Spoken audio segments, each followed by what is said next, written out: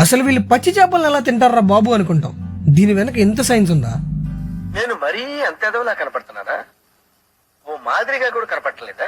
మనం కూడా ఇలా రా ఫిష్ ని తినొచ్చా? ఖచ్చితంగా తినకూడదు, కేవలం ఒక జపాన్ లో తప్ప. ఎందుకో తెలుసుకుందాం. సీక్రెట్ అంతా ప్రాసెస్ చేసే ఈ టెక్నిక్ లోనే ఉంది. జపాన్ లో వీటిని సూషి లేదా సుషిమి అని అంటారని మీకు తెలిస్తే తప్పకుండా లైక్ చేయండి. వీటి కోసం వాడే చేపల్ని స్పెషల్ టెక్నిక్స్ తో పట్టుకుని గడ్డకట్టించే టెంపరేచర్ లో -35 నుంచి 60 డిగ్రీల సెల్సియస్ లో ఫ్లాష్ ఫ్రీజింగ్ అనే టెక్నిక్ తో నిల్వ చేస్తారు. ఈ టెంపరేచర్ లో బ్యాక్టీరియా లేదా పారాసైట్ ఒక్క సెకండ్ కూడా బతకలేవు.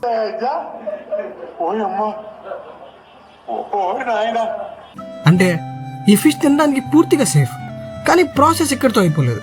వీటిలో హై క్వాలిటీ ఏ గ్రేడ్ ఉన్న వాటిని మాత్రమే క్వాలిఫైడ్ ప్రొఫెషనల్స్ ఇన్స్పెక్షన్ చేసిన తర్వాతనే ఇది కస్టమర్ ప్లేట్ వరకు చేరుతుంది. ఇలా రా ఫిష్ తినడం వల్ల కలిగే ఉపయోగాల గురించి తెలుసుకుంటే మీరు ఖచ్చితంగా ఆశ్చర్యపోతారు. అవేంటో తెలుసుకోవాలన్నా తప్పకుండా ఇప్పుడే సబ్స్క్రైబ్ చేసేయండి.